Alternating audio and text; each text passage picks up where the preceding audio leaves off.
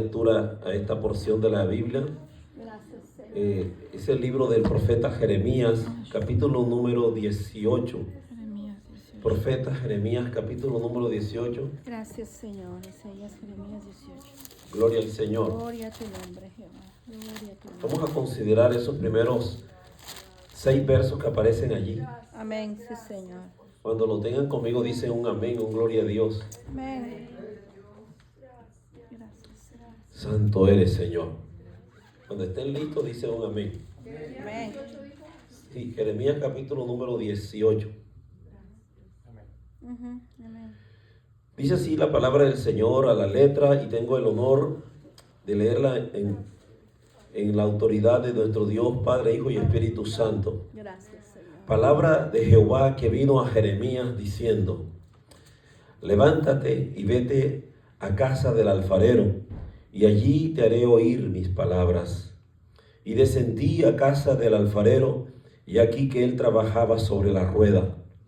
La vasija de barro que él hacía se echó a perder en su mano, y volvió y la hizo otra vasija, según le pareció mejor hacerla. Entonces vino a mí palabra de Jehová diciendo: ¿no podré yo hacer de vosotros como este alfarero, oh casa de Israel? Dice Jehová. Y aquí que como el barro en la mano del alfarero, así sois vosotros en mi mano, oh casa de Israel. El Señor añada bendición a nuestras vidas. Amén. Y genere confianza en vuestros corazones y promueva la buena voluntad de su santo nombre en vuestros corazones, que es voluntad santa, agradable y que es perfecta. Padre, yo te doy gracias y te bendigo en esta tarde, Señor, proclamando tu grandeza, y atribuimos, Señor, toda gloria y toda honra, porque tú te la mereces, Señor. Para eso hemos sido escogidos, para eso tú nos llamaste, Señor, y despertaste en vuestro espíritu, Señor, ese entendimiento de lo que significa ser un adorador tuyo. Y hoy proclamamos que tú eres Dios, que tú eres el Señor, que tú gobiernas el curso de la naturaleza y el de vuestros corazones. Nos remitimos a ti confiando, Señor, que al descansar en tus benditas promesas, en tu palabra, tú, Señor, nos, amén, darás lo que este pueblo necesita. Sé propicio a la necesidad de cada uno y somos todos oídos, Señor. Gracias por estar aquí con vosotros, Gracias, Señor, y todo Gracias, esto te lo hemos de pedir en el dulce y maravilloso nombre de tu Hijo Jesús. Amén y amén. Pueden tomar sus lugares, mis amados hermanos. Gracias, Señor. Voy a compartir en esta tarde, a manera de tema o de título, el mensaje que dice: el siervo sufrido. Vamos a hablar del siervo sufrido en esta tarde, y haciendo una pequeña introducción al respecto, el escritor del libro, el cual es el profeta Jeremías, hijo de Hilcías de Anatot, de la tierra de Benjamín. Era un profeta que surgió en los tiempos del 13º año del reinado de Josías. No sé si ustedes recordarán que este fue uno de los reyes más célebres que tuvo la historia de los reyes de Israel, porque comenzó a gobernar, amén, en el trono de Israel desde los 8 años de edad, y se considera como uno de los reyes que hizo las cosas buenas ante los ojos de Jehová. Pues entonces, hablando de Jeremías en ese contexto, como ustedes sabrán ya tantas veces que hemos escuchado, él vivía en medio de un pueblo lleno de mucha rebeldía. Era un pueblo que lo insultaba constantemente, sentía el rechazo de su propia gente, de su propia raza. Eran incrédulos, eran personas que constantemente lo maltrataban. Sufrió muchas veces el terrible sufrimiento de estar en mazmorra o en la celda o en cisternas, solo por el hecho de estar hablando la verdad, por estar proclamando la verdad. Y esto es lo que a mí me hace tirar mucha mente, meditar, porque estamos viviendo en un tiempo bastante álgido, bastante complejo, hermanos, de lo que uno constantemente recibe a través de las redes sociales y todo. Y hay una abundancia de profetas como jamás los había visto la historia. Pero modelando este tipo de ejemplos de este profeta, no es nada comparable a lo que uno oye hoy día. O sea, modelando profetas en estos tiempos que viven una vida de confort, una vida de abundancia, y que solo van de iglesia en iglesia visitando lugares y ya asegurando unas buenas ofrendas y todo lo demás, pero jamás realmente pasan por un sufrimiento, por lo que es vivir un proceso de tortura, de ser un mártir de la fe. Ya en comparación a estos profetas del Antiguo Testamento, que muchas veces, casi por lo general, eran personas que vivían solas, ya que eran marginados de la sociedad, que aparecían solamente en el escenario cuando Dios los llamaba para traer un mensaje al pueblo de arrepentimiento. Eran personas que rara vez tenían, digamos, relaciones de amistad con la gente. O sea, no eran impopulares dentro de la población, y su mensaje ni se diga. Entonces, este tipo de personas creyentes así, ¿verdad? Siempre se ganaban la mala voluntad de la gente porque el mensaje que traían era un mensaje que redarguía, un mensaje que los llevaba a una confrontación de su situación espiritual y moral.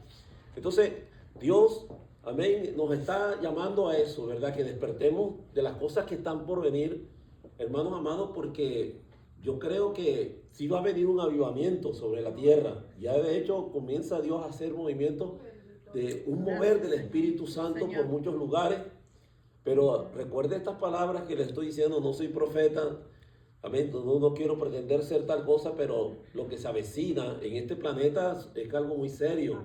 No sé si usted está al pendiente de las cosas, pero ya científicamente se está vestigiendo que ya está comenzando a propagarse un virus que es peor, ¿verdad? Que el que nosotros estuvimos allí experimentando del COVID-19. Se habla del H3N2 y ya está comenzando en muchas partes de Inglaterra, de África, y hay confinamiento, y se está creyendo que como para el tiempo cuando se celebre el Mundial de Fútbol entre Estados Unidos, Canadá y México, es cuando eso va a comenzar a proliferarse de una manera descomunal y va a haber cosas peores de confinamiento. Se habla también de un apagón, ¿verdad? Que no se sabe cuántos días va a durar, pero que eso va a interrumpir las comunicaciones en el planeta Tierra y que pudiera ser el reinicio de un reseteo para cambiar todo el sistema de comunicación y cambiar hasta el sistema que actualmente tenemos de Internet. Entonces, nosotros como hijos de Dios tenemos que, como dice la Biblia, cuando escucháis, cuando veáis todas estas cosas, conoceréis que el tiempo se acerca. Amén. Hay que estar siempre percibidos de lo que está pasando. Ahora, volviendo a esta temática, este profeta de Dios, ¿verdad? Que vivió lo que era el sufrimiento, porque como les decíamos, un hombre de Dios, una mujer de Dios, tiene que pasar este proceso del sufrimiento. Amén. No sé a qué estamos hoy apuntándole, pero el hombre de Dios tenemos que vivir por pruebas, tenemos que pasar por las dificultades. Dice el apóstol que es necesario que a través de sufrimiento, de padecimiento, nos sea menester que heredemos la vida eterna. Amén. No estamos en un picnic, no estamos aquí pasando vacaciones en esta vida. Hay un propósito, ¿verdad? Que Dios nos ha establecido a cada uno. Entonces, cuando este profeta que vivió por ciertas situaciones, ¿verdad? Yo le llamaría como la pedagogía de Dios para él, lo llevó a diferentes escenarios. Entre esas cosas, entonces, de pronto lo lleva allá a un lugar, a un taller, a una casa de un alfarero. Le está diciendo, como leímos en el capítulo 18, él oye la voz de Dios, porque era de los profetas legal de que cuando oían la voz de Dios, ellos simplemente obedecían. Porque siempre hemos dicho que el hombre de Dios nunca cuestiona lo que Dios le manda hacer. Simplemente cree y lo obedece. Amén, hermanos. Y él fue el mandato de la voz de Dios, y Dios le dijo, levántate y vete a la casa del alfarero. Estando entonces en ese lugar, él comenzó a apreciar algunas cosas que de alguna manera Dios le estaba enseñando a él mismo, ¿verdad? Cómo era necesario, cómo era que Dios trataba con el ser humano. Porque lo que él está viendo allí en el taller del maestro, perdón, del alfarero, es eso, ¿verdad? Cómo él observaba el trabajo que hacía el alfarero con el barro. Y eso es una analogía que puede tipificarse el hecho de la relación personal que existe entre Dios y su pueblo, ¿verdad? Con sus hijos. Cómo Dios trabaja con nosotros.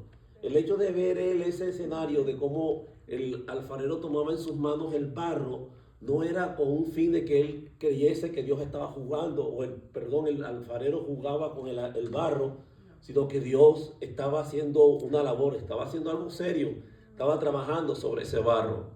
Ahora bien, cuando nosotros nos vamos un poquito, amén, a estudiar este tema de cómo es que funciona este asunto de, amén, en los tiempos aquellos precarios, ¿verdad?, arcaicos, cómo era que se trabajaba este asunto. Hoy en día existen ya una sofisticación de cómo elaborar todos esos utensilios que usted mira allí de artesanía, ¿verdad?, como eso de porcelana. Ya hoy en día ya estos aparatitos, ya eso no se hace como en aquellos tiempos que se usaba la rueca.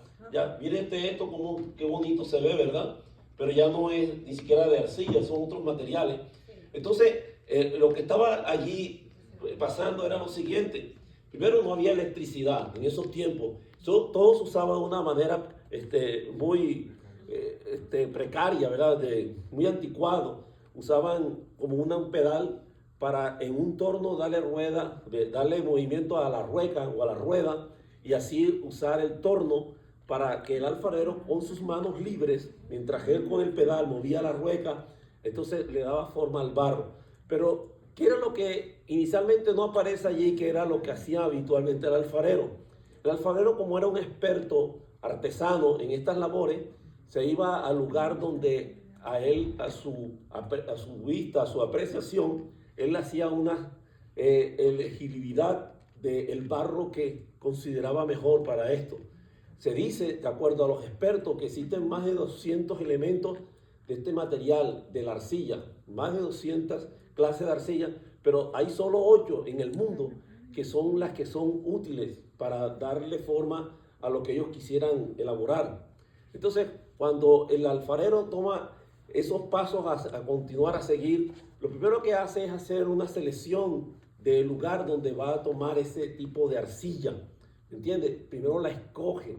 Después, el segundo paso es entrar en un proceso llaman de tamización, de tamizarlo, o a su vez como colarlo, es la palabra más coloquial que se usa, y allí es donde comienza a, bendito sea Dios, a sacar todas las cositas por allí que son, digamos, un estorbo para la elaboración de lo que él se ha propuesto hacer, como las raíces, como las ramitas, como las piedrecitas, todo lo que pudiera dañar, afectar el procedimiento de lo que él está a punto de elaborar.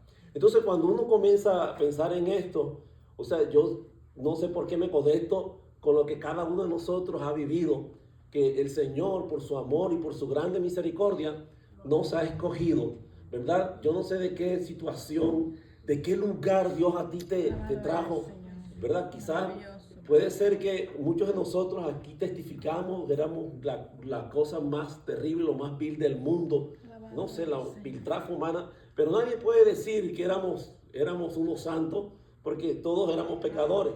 Y dice la Biblia que no hay justo ni a uno, no hay quien no peque, no hay quien haga el bien. Todos nos descarriamos como ovejas, cada cual se apartó por su camino. Entonces, hermanos, Dios a cada uno nos escogió, ¿verdad? Nos consideró buenos elementos, nos consideró buena arcilla, buen barro, y dijo, bueno, de ellos voy a hacer una obra gloriosa en usted. Yo no sé de dónde lo sacó, si de las borracheras de las cantinas, no sé si lo sacó de un lugar de inmundicia. Ya he conocido gente que Dios las rescató de las calles, eran unos locos de mente, desquiciados, y esas personas fueron transformadas. He visto mucho de esa gente, bendito sea Dios, marihuaneros, gente, ¿verdad? Hasta matones, sicarios a sueldo. En mi país, pues yo conocí mucha gente que eran parte de las guerrillas, que andaban en los montes matando soldados y a civiles, y después Dios los rescató, y son personas que hoy son instrumentos en las manos de Dios. Entonces, a lo mejor quizás es como más impresionante el testimonio que una persona comenta de cómo fue rescatado. Otros dicen, mi madre me abandonó cuando era un niño, yo andaba por ahí por las calles deambulando huérfano y me dediqué al vicio desde que era un niño. Otros dicen, yo ni conozco quién fue mi madre, mi padre. O sea, tantas cosas, ¿verdad? Pero de donde quiera que tú hayas sido sacado, la mano del alfarero ha tenido mucho que ver, te sacó de allí. Bendito sea Dios y te ha hecho una nueva criatura. Amén. Dicen amén, hermanos. Amén. Gloria a Dios. Entonces, eso es lo primero que hace el Señor. Te escoge, te saca de donde, ¿verdad? De donde estabas tú perdido, muerto en tus delitos y pecados, y te trae la luz admirable de su Hijo amado Jesús. Entonces, cuando ya está en el proceso el alfarero, que toma en sus manos ese elemento, bendito sea Dios, te comienza a tamizar y te empieza como ese colador, como ese sedazo, y a empezar a sacar, ¿verdad?, las cosas que no son de utilidad, que no te van a edificar, la raíz, la ramita, la piedrecita, toda escoria, todo lo que pueda estorbar tu crecimiento y tu formación. Porque si Dios no hace eso, vamos a crecer todos anormales, ¿verdad? Todos deformes. Entonces eso es lo que hace el alfarero, comienza en el sedazo a limpiar ese material que le va a ser de gran utilidad. Porque el barro, hermano, tiene que ser de características maleables, tiene que ser flexible y tiene que ser sumiso. Cuando comienza el alfarero a tomarla en sus manos, y esas manos, amén, son como las manos traspasadas por los clavos, porque Él sabe mejor que cualquiera cómo tratar con cada uno de nosotros. Bendito sea el Señor. Cuando venimos a los pies de Cristo, venimos llenos de muchos malos hábitos, muchos vicios, cosas que nos han corrompido, porque hemos heredado una naturaleza caída, hermanos, que nos heredaron nuestros primeros padres. Pero en Cristo Jesús, dice Él, hace nuevas todas las cosas. Todo lo viejo pasa, nos hace nuevas criaturas. Bendito sea Dios. Por eso la gente se sorprende cuando los que un día te conocieron como eras, ahora ya no, realmente no pueden ni creer lo que tú eres ahora, una persona de bien. ¿Me entiendes? Entonces a veces dirán, no, la religión los volvió locos. No, que esta persona, mira, cómo o sea, no es posible que yo, siendo alguien que estuvo a su lado muchos años ahí como compañero de trabajo o que era vecino, cómo ahora esta persona, mira cómo habla tan bien, ahora cómo es tan educado, ahora cómo se ve siempre unido con su familia, a dónde van todos los fines de semana, a qué lugar van. Bueno, es porque esas cosas las hace el Señor. Amén, hermanos. Amén. Porque Dios hace nuevo todo. Bendito sea el Señor. Amén. Todas las cosas son nuevas. Entonces, después que pasa por el proceso del tamizaje, amén, del cambio, de la transformación, porque no dejamos de ser constantemente tocados por el Señor. Todos los días Dios toca nuestras vidas. Dios tiene, amén, mucho que hacer. Cuando dice que Él nos moldea como el barro, moldeable, puede ser que también, figúrate cómo Dios está tratando con nuestro carácter todos los días. Hermano, todos los días Dios está tratando con nuestro carácter. Amén. ¿Me entiendes? Porque somos a veces como intemperantes, ¿verdad? Que como que no nos controlamos. A veces somos como impulsivos, como que decimos las cosas así, aventados de buena a primera, y después pensamos y decimos, anda, ¿qué dije? ¿Verdad? Como que reaccionamos, lastimé a esta persona, no debía haber dicho eso, porque somos así volátiles. Pero bendito sea el Señor que Dios ha venido tratando. Algunos dicen, no, es que tú no me conoces a lo que yo fui, no, es que a lo que yo era, hermano, yo gracias a Dios ya he avanzado mucho. Entonces damos gloria a Dios por eso, porque Dios, hermano, nos está procesando, nos está llevando de gloria en gloria, de poder en poder. Y dice la Biblia, aquel que la buena obra que en vosotros comenzó, Él la perfeccionará hasta el día de su venida. Damos gloria a Dios por eso, hermano. Entonces dice la Biblia que cuando estamos en las manos del alfarero, Él nos moldea. Ya nuestro lenguaje cambia. Antes éramos vulgares. Qué tremendo que no podíamos, bueno, los que nos gusta el fútbol, cualquier falta, cualquier cosa en un estadio, en un lugar, gritábamos y era con esas palabras calibre 38, hermano. Terriblemente. Y a toda hora era con esa vulgaridad en la boca. Pero Dios hoy ha cambiado ese lenguaje, nos ha dado un lenguaje como digno de ser adoradores del reino de los cielos. Ahora Dios ha hecho en nosotros, amén, algo tan nuevo, porque nuestra manera de pensar hasta ha cambiado, diferente. Antes teníamos unas prioridades, antes le dábamos como que énfasis o mucha relevancia a cosas que realmente eran boberías, tonterías, y que eso antes como que ocupaba un lugar de primura, de importancia en nuestra vida. Ya eso ya hoy en día es basura. Amén, hermano. Amén. Y ahora tenemos, amén, al Señor como lo más importante en nuestros corazones. Entonces, después que entramos en el proceso de la tamización, entonces el alfarero, que es un experto, que es una persona capacitada, porque si hay tres cualidades que tiene el alfarero de la escritura, era esta, que era inteligente, capaz y calificado. Tres cosas muy importantes, amén. Y así nos vemos nosotros en este trabajo que estamos haciendo para el Señor. Tenemos que también hacer acopio para hacer esta obra, amén, de reproducción en la vida de otros. Gloria al Señor.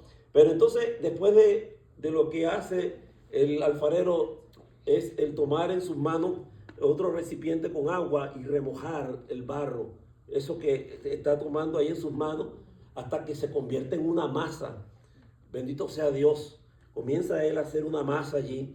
Es porque, o sea, el elemento se presta para poder darle forma en el torno.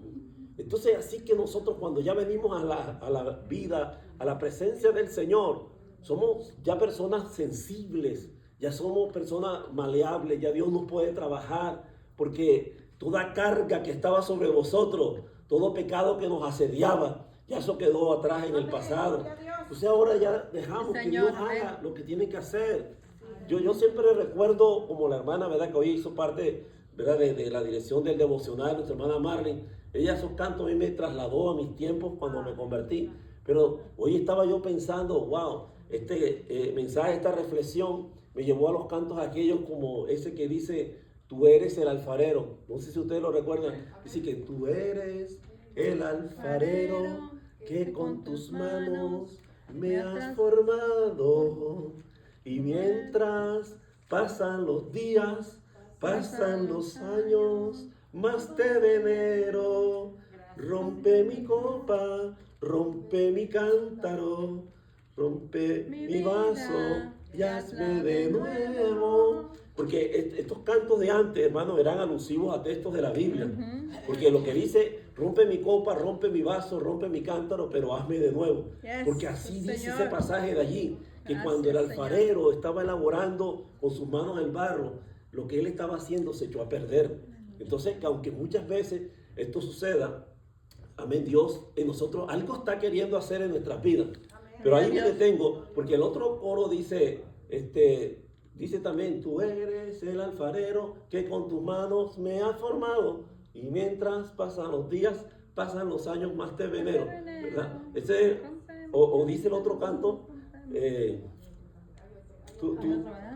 dice el otro también, yo soy tu barro, Señor, haz de mí lo que quieras. Yo soy tu barro, Señor, haz de mí lo que quieras, hazme a la forma que quiera, porque tú eres el alfarero. Porque el barro no sabe cuál es el propósito, ¿verdad?, por el cual Dios va a hacer algo en su vida. Nosotros desconocemos qué es lo que Dios está haciendo en nuestra vida, qué es lo que Dios está haciendo en tu vida. Usted y yo desconocemos, hermano, somos materia de desconocimiento, pero lo que estamos dando por seguro es que lo que Dios hace, lo hace bien. Dios no hace nada así como, digamos, incompleto. Dios no hace nada imperfecto. Todo lo hace, dice la Biblia, que Él todo lo hizo hermoso en su tiempo. Bendito sea Dios. Y cuando alguien te juzgue, cuando te señalen, cuando te critiquen, como el caso del niño aquel que un día le fue a decirle al pastor de la iglesia donde se congregaba, pastor, ya no aguanto más porque Paquito me está constantemente irritando, me está molestando y yo no respondo. Entonces el Señor le dijo a este niño, ¿verdad? Pongámosle Pepito, entiendo lo que te está pasando, ya, pero dame un momento para explicarte lo siguiente. En el lenguaje, ¿verdad?, como un jovencito, como un niño, le dice el pastor, considera que Paquito es como una obra de arte que el gran maestro está dibujando sobre un lienzo y él todavía no ha terminado esa obra. Pero el día que él termine esa obra, Pepito, Paquito será como lo que Dios quiso siempre ver plasmado sobre ese lienzo, ¿verdad?, porque todavía no ha terminado la obra que en él comenzó. Entonces, denle paciencia, dale tiempo, ora por él. ¿Verdad? Entonces, así es la vida en cada uno de nosotros. Quizás muchos te juzguen, te critiquen, a veces o sea, no sepan ni siquiera soportar el hecho de que no te pueden ni ver, ¿verdad? Yo no sé qué pueda ser el sentimiento que se despierta de una manera adversa, negativa sobre ti, pero déjame decirte que Dios está haciendo una obra maravillosa en tu vida. Amén. Y Dios no hace nada inconcluso. Dios, lo que Él comienza, Él lo termina. Entonces estamos en este mundo, hermano, estamos batallando, pero el Señor, figúrate como que estás todavía en el taller del maestro, amén, en las manos del alfarero, y Dios está haciendo una labor, una obra maravillosa en tu vida, y el mundo se sorprenderá de lo que Dios está haciendo en ti. Bendito sea el Señor. Hay mucha gente que te ven como ¿verdad? Una persona mediocre, como una persona que no levanta cabeza, que siempre está en la misma situación, pero no, Señor, algo Dios está haciendo en tu vida. Gloria a Dios. Entonces cuando el elemento del agua entra a aflojar el barro, comienza a mezclar el agua y el barro, eso es empíricamente y bíblicamente tiene un sentido común, y es el hecho que cuando nosotros relacionamos el agua en la Biblia, siempre tenemos que irnos a la presencia del Espíritu Santo. Porque una vida cristiana sin la presencia del Espíritu Santo es una religión más. ¿Me entiendes? El que hace la obra en vosotros es el Espíritu Santo. Dicen amén. Si sin Él nosotros no fuésemos quienes somos, ¿verdad? Nosotros no estuviéramos aquí. ¿Me entiendes? Hoy muchos de nosotros tuviésemos otras razones para estar haciendo otra cosa diferente. Estuviéramos nosotros dándonos una vida de perro, una vida desagradable. Pero Dios nos ha traído a este lugar porque somos selectivos, somos personas llamadas a ser parte del reino celestial. Gloria a Dios. Y la presencia del Espíritu Santo nos da un plus, nos da una dirección, ¿verdad?, hacia nuestro destino final. El Espíritu Santo es imprescindible en nuestras vidas todos los días, hermanos. Yo no sé si usted puede sobrevivir un día a día sin consultar con el Espíritu Santo de Dios. Él es el que nos guía a toda verdad y a toda justicia. Cuando cometemos una torpeza, cuando nos sentimos agobiados, cuando sentimos desmayar, oramos a Él y sentimos que su presencia está allí. A veces como que venimos a un pensamiento: Señor, ¿cuál es la razón? ¿Por qué estoy aquí? ¿Por qué no todavía persistes en dejarnos en este mundo? ¿Cuándo, Señor, será nuestro tiempo para ya estar contigo? O sea, el Espíritu Santo te da la respuesta de todo lo que tú estás orándole a Él. Amén. Y te hace realmente llevarte a una dimensión tan maravillosa que es la de conocer la voluntad del Padre. ¿Sí sabía eso? El Espíritu Santo te ayuda a descubrir cuál es la voluntad del Padre en tu vida. Gloria al Señor. Entonces, después que te lleva allí, amén, a esa experiencia, que es la forma como le empieza el alfarero a tomar en sus manos el agua, entonces el siguiente paso, mis queridos hermanos, es que Él te pone en la rueca, ya en la rueda. Y la rueda significa las circunstancias. Amén, esa rueda que da vuelta y vuelta, esa rueda en la antigüedad, hoy día podemos configurarla como las circunstancias que te llevan a ti a un proceso. Vamos a decir hoy procesos. La Biblia la menciona como pruebas. Hermanos míos, dijo el apóstol Santiago y San Pedro, dice: hermanos míos, tenéis por sumo gozo cuando os halléis en las diversas pruebas, sabiendo que la prueba de vuestra fe en vosotros va a producir paciencia. ¿Se imagina usted que si no tuviera pruebas, cuál sería la razón para seguir, para ser como empujado o movido a buscar la presencia de Dios? O sea, que todo esté bien, que los niños estén gozando de buena salud, que haya trabajo, que ganes bien, ¿verdad? Que las despensas estén llenas, que, o sea, no tengas problemas de salud, que vayas en todos los aspectos bien con tus amistades, que goces de una relación de amistad, de compañerismo en tu trabajo. Bueno, todo esté marchando a lo bien con la suegra, que no haya problema. Oiga, y resulta que, o sea, se preguntaría uno: bueno, entonces ¿para qué tendríamos una fe en Dios si todo está bien? Pero cuando nos hallamos en las pruebas, cuando entonces sabemos que por nuestra propia fuerza no podemos nosotros, hermanos, resolver nuestros problemas del día a día. Tenemos que recurrir a la bendita misericordia del Señor, a la, amén, desbordante gracia de Dios que rebasa toda comprensión, todo entendimiento en nuestras vidas. Entonces, cuando estamos en esos apuros, en esas dificultades, ¿verdad?, que se nos sale de nuestro control las circunstancias, las situaciones del hogar, entonces cuando allí nos vemos en un apuro, que ya ni siquiera te es de gran ayuda que tú consultes con un hermano, la hermana, porque a veces nos descargamos con los hermanos de las iglesias y comenzamos a tener una plática larga, pero ¿qué conseguiste con eso? Cuando yo creo que lo importante es venir a la presencia del Señor. Amén. Que si vamos a llorar, que le lloremos a Dios, no a la gente. Gloria al Señor. Y ahí comencemos a descargar todas nuestras angustias, nuestras penas. Porque el apóstol San Pedro dice: echad todas vuestras ansiedades sobre Él, porque Él tiene cuidado de cada uno de vosotros. Gloria al Señor. Entonces, mis amados hermanos, esta parte es importante cuando vamos al entendimiento del por qué nos lleva el Señor a la rueda. Amén, a darnos forma y comienza Él a trabajar sobre ella. Y de ahí nos pasa a otro escenario todavía más complejo, que es llevarnos al horno, ¿me entiendes? ¿Quién no ha pasado por pruebas? ¿Quién dice aquí que no haya pasado por un momento, amén, de angustia, en que ya casi ya está que cuelga la toalla, que ya no puede más, no soporta más la presión que la gente te pone cada día en tu trabajo, en tu casa, que las deudas, que no hayas cómo de dónde salir para poder suplir todas esas cosas, y la enfermedad que te pronostican o te dice el doctor: si yo sospecho que tienes un problema de un cáncer, hay que hacerte una biopsia. O sea, ¿cómo tú sales en medio de toda esta situación? ¿Cómo tú recibes una noticia de esa índole? ¿Entiendes, hermano? Eso no es fácil. Entonces, en la prueba ahí del horno es cuando tú tienes que aferrarte de las manos del que todo lo puede. Amén. Como Moisés, que se sostuvo de las manos del bendito, del que no se ve, pero que se siente. Amén. Esa es la presencia de Dios en nuestra vida. Entonces, en el horno de la prueba es donde vamos a ser cada uno pasado, y sabrá Dios qué clase de persona eres tú, de qué material eres hecho, ¿verdad? Hasta dónde puedes resistir el momento de la prueba. Y Dios te quiere calificar. Mire, como en las escuelas, en las universidades. En estos días estaban los muchachos, mi hijo, en el tiempo de los exámenes finales de la universidad, y yo lo miraba ahí muy disciplinado, muy, bendito sea Dios, consagrado, estudiando.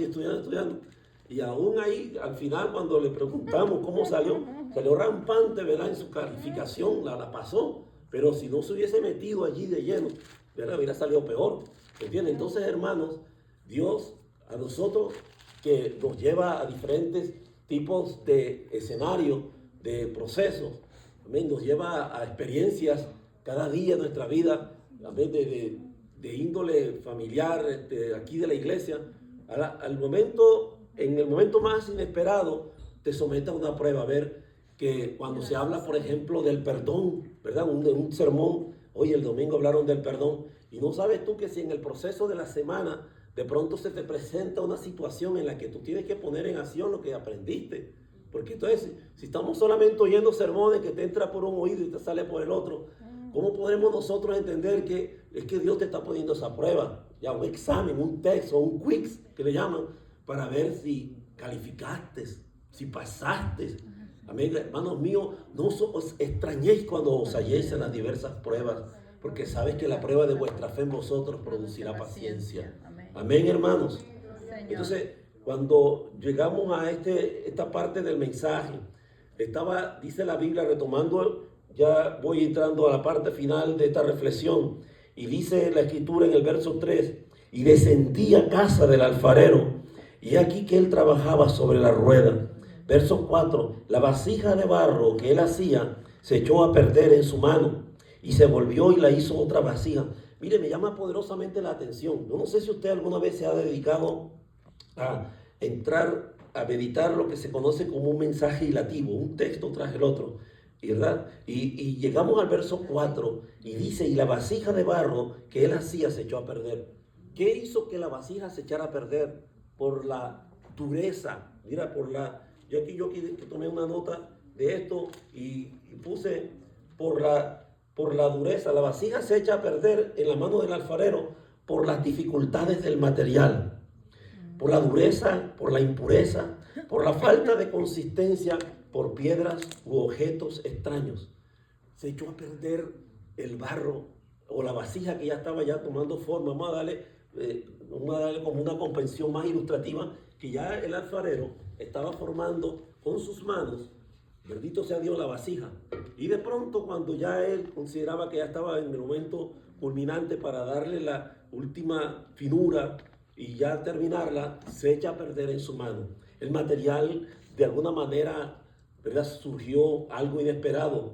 Estaba con dureza, como dice, de verdad, aquí lo que le he anunciado, tenía quizás algunos pedacitos infructuosos, porque cuando el material se terminaba, cuando él lo amasaba, él lo tapaba la masa a fin de no permitir que el oxígeno, ¿verdad?, cualquier aire se perforara dentro del material y se echara a perder. Entonces el alfarero fue cuidadoso dentro de estos aspectos, pero ¿por qué se echó a perder en su mano?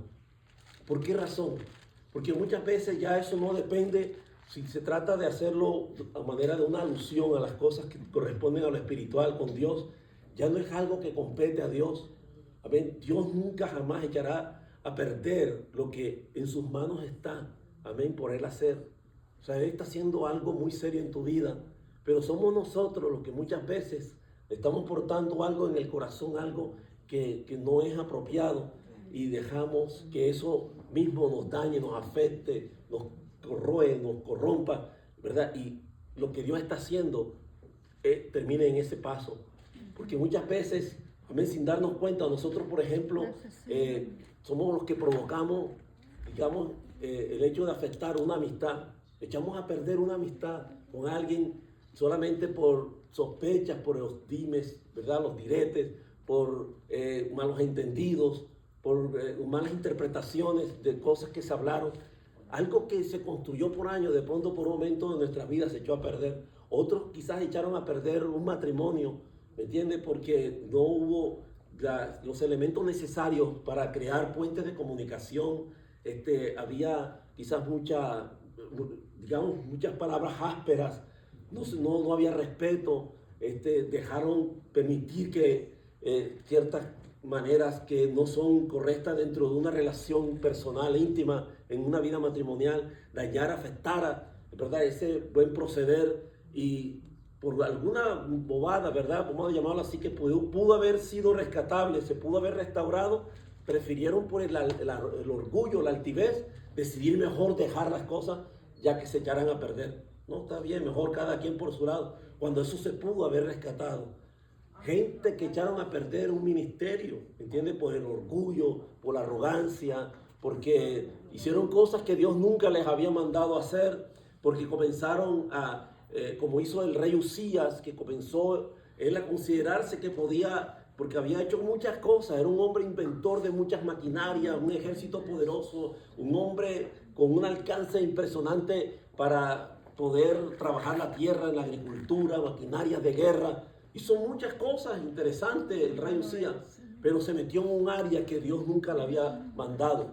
¿Y qué era? El querer pretender hacerla como el hombre orquesta, el que estaba llamado para hacer de todo, y se metió en el lugar que no correspondía, el lugar santísimo, y comenzó a ofrecer ofrendas a Dios, que era un trabajo del levita exclusivamente, hermanos, ¿me entiendes? Y Dios lo reprendió por eso. Y vino el profeta y lo exhortó, pero él, todavía tenía ese corazón lleno de arrogancia, porque a veces nosotros creemos que porque ya estamos en una posición, ¿verdad?, en un rango ministerial, comenzamos a creer que tenemos toda la absoluta autoridad para hacer y deshacer, y hay cosas que no nos corresponden.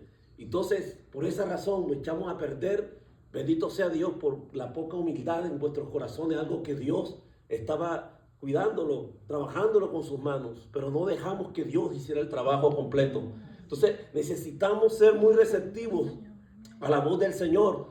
Bendito sea Dios. ¿Qué es lo que necesitamos dejar? ¿Qué es lo que tenemos que entregarle a Dios? ¿Y qué es lo bonito de este pasaje de la Escritura? ¿Qué es lo que me llama la atención? Porque es donde yo veo cómo se mueve la voluntad maravillosa de Dios y su infinidad en misericordia amén, y en fidelidad y en bondad. Gloria a Dios, que no puedo yo ni definirlo con las palabras exactas, pero dice el último renglón de ese pasaje del capítulo 18, verso 4, y volvió y la hizo otra vasija, según le pareció mejor hacerla. Aún así, a sabiendas, Dios mismo que le habíamos fallado, como pasó en este caso, porque cuánto no le hemos fallado a Dios, cuánto no hemos echado a perder lo que Dios ha estado haciendo en nuestras manos con nosotros, hermanos, y por nuestra terquedad, nuestra arrogancia, entonces nos empeñamos en hacer cosas que Dios no quiere. Amén. Cuando Dios te quiso evitar el que tú no caminaras por ese lugar, porque te estaba queriendo prevenir, porque Dios se anticipa para Dios el futuro, ya es historia. Y como Dios conoce tu andar, tu caminar, tu derecho, a tu al revés, tu luz, como en tus tinieblas, tu amanecer, conoce toda tu vida. Hermanos, ¿cómo podemos escondernos de la presencia de Dios? Antes que salga la palabra de vuestra boca, ya el Señor la conoce, Él escudriña los corazones. Entonces Dios se anticipa, amén, a tu suceso, a tu destino. Y muchas veces Él quiere proceder a evitarte, mejor dicho, esas calamidades. Y te está diciendo, no es por ahí. No se lo quiso hacer saber a Caín cuando él estaba a punto de tomar esa fatal decisión de matar a su hermano. Y le quiso Dios advertir. Y le dijo Dios, ¿por qué se ha enceñido tus... ¿por qué te has enaltecido? ¿Por qué te has dejado enseñorear, verdad, el pecado sobre tu corazón? Si bien hicieras, ¿no crees tú que pudieras, verdad, hacer, verdad? Voy a irme al texto de la Biblia exactamente, en las palabras como Dios se las dijo aquí a Caín, hermanos. Ya estoy terminando con esto. En el capítulo 4 dice la Escritura, así que, gloria al Señor. Y dice en el verso 5, capítulo 4, pero no miró con agrado a Caín y a la ofrenda suya, y se ensañó Caín en gran manera y decayó su semblante. Entonces Jehová dijo a Caín, ¿por qué te has ensañado y por qué ha decaído tu semblante? Si bien hicieres, ¿no serás enaltecido? Y si no hicieres bien, el pecado está a la puerta. Con todo esto a ti será su deseo y tú te enseñorearás de él. Fíjense que Dios es tan bueno, hermano. ¿Cuántos tenemos ese dicho que decimos que Dios es bueno? ¿Cuántos estamos aquí con esa misma consigna? Dios es bueno. Amén. Dios quiso evitar que este hombre cometiera ese crimen, ese homicidio, pero el hombre no, ya Satanás había entrado en su corazón, porque ya Juan por allá más adelante dice, no como Caín que mató a su hermano. ¿Y por qué causa le mató? Porque sus obras eran malas, las de sus hermanos eran justas. Pero Dios nos previene antes que venga el desastre. Dice la Biblia que no hará nada Jehová el Señor sin que antes se lo manifieste, se lo revele a sus santos profetas. Entonces Dios quiere hoy llevarnos a un escenario, amén, de que sabemos que estamos sufriendo en este mundo, pero es más lo que se goza uno que lo que se sufre. Dicen amén. Gloria al Señor. Y quiso evitarlo. Entonces, pero Dios en la maravillosa presencia de su Santo Espíritu, sabe, como dice aquí esta parte de, esta es la parte final del versículo 4 de Jeremías, que dice la Biblia que y se echó a perder en su mano, ¿verdad que sí? Dice que se echó a perder, capítulo número 18, gloria a Dios.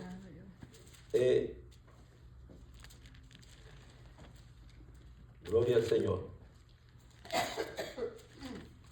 Capítulo 18 dice, y volvió y la hizo otra vasija. Mire, Dios no se dedicó a tomar o a elegir otro tipo de barro diferente, sino que de la misma vasija rota, de ese mismo material, la volvió a hacer de nuevo. Gracias, o sea, Señor. de esos fragmentos, de esas ruinas, de tus tragedias, de tus dramas que has vivido en la vida. O sea, de ahí Dios va a construir algo nuevo, algo diferente. Dios te va a hacer una persona especial. Porque la parte final, la culminación final de esto que Dios quiere hacer de ti, es que te va a exhibir como en una galería, como en una vitrina, ¿verdad? Porque ese es, amén, la parte final cuando ese tipo de elementos, ¿verdad?, son exhibidos en una galería. Gloria a Dios. Dios te va a llevar a esos lugares y te va a hacer ver ante el mundo que su gloria va a estar ahí siempre. Las vasijas en aquellos tiempos se usaban con una multiformidad de uso o multiuso. Se usaba muchas veces para depositar allí el aceite, el vino, el agua, el maná, los granos, ¿verdad?, el fruto de la tierra. Entonces, pregunto yo, ¿qué tipo de vasija eres tú para el Señor? ¿Verdad? ¿Dónde te consideras tú? ¿En qué parte de este proceso estás tú delante del Señor? Como viéndote en las manos del alfarero. Pero de lo que debes estar seguro y debes sentirte enorgullecido. Es que Dios te tiene para hacer de ti grandes cosas maravillosas. Gloria al Señor. Ya con estas preguntas, ¿verdad? Dejo aquí este tiempo para la oración. Y era estas las que venían a mi mente. ¿Cuál es el propósito de Dios al colocarme en la rueda del alfarero? ¿Por qué se acerca a mí? ¿Por qué continúa trabajando conmigo? ¿Por qué el señor alfarero hace esto? ¿Cuál es su intención? El alfarero toma ese trabajo en serio y lo está haciendo contigo, lo está haciendo conmigo, y hasta que la trompeta no suene, Él todavía no va a dejar de seguir trabajando en nuestras vidas.